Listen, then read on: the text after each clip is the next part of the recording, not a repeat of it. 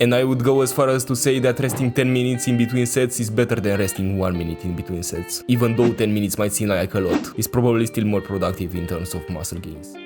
Have you been resting wrong? Many people say that rest times depend on your goals, and they do. Powerlifters tend to rest longer than bodybuilders. People usually say that for muscle growth, you need to rest 1 minute for isolations and 2 minutes for compounds. And they say that for strength athletes, they need to rest between 3 to 5 minutes. But that's very wrong. If you've ever went hard in the gym, you know that you can't rest only 1 to 2 minutes. That is not enough. One of the signs that you're not resting enough is that your reps drop drastically. If you have a rep range of 6 to 10 and on the first set you did 10 reps, but on the second set you got 6, then that means you're not resting enough. Your performance should decrease from set to set, yes, but not by that much. Getting one less rep on your second set is perfectly normal, and that should happen. If that is not happening and you're doing the same amount of reps, then that means that your workout is way too easy. And that's probably why you're resting so little. Because you don't feel like you need more rest. Because you're training way too easy. You won't be able to replicate the same effort from your first set, no matter how long you rest. Another sign that you're resting too little is if you're still gassed out. That might be a problem with your cardio, but it's probably a problem with your rest time. So how much should you rest? Like most things, it depends. But clearly not 1 to 2 minutes.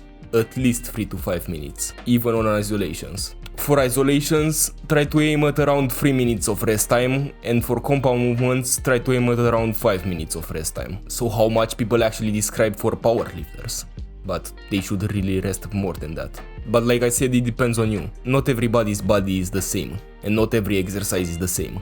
Some people will find out that they can rest only 3 minutes on compounds. Others will find out that they need to rest more. It's really a personal preference thing.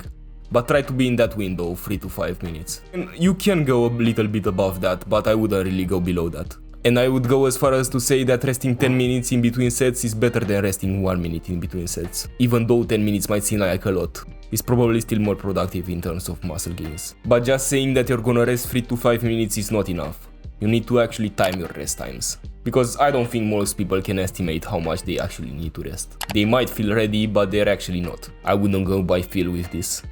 Even though most people say that you should. Just put a timer on your timer app or on your watch or whatever and look at it after every set. And if it's a compound, try to do the exercise in around 5 minutes. And if it's an isolation movement, try to start the exercise in around 3 minutes. I would really not recommend you to go by feel with this one, because you can really mess up your progression with this one.